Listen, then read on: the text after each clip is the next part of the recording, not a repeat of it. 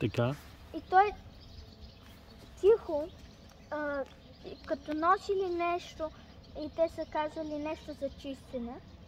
Особено е било пистолети и разни неща други. Пушки, може би. Да, пушки, да.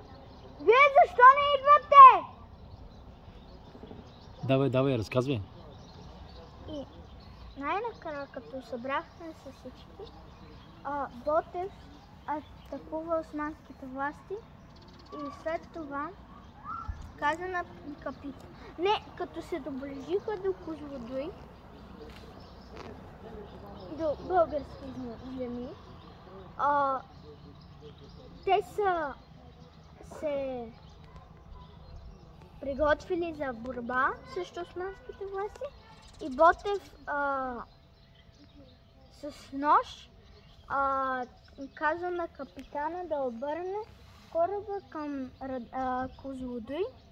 Той обърнал и те са спряли тука и са целунали земята и са се били срещу османските власти. И те умряха.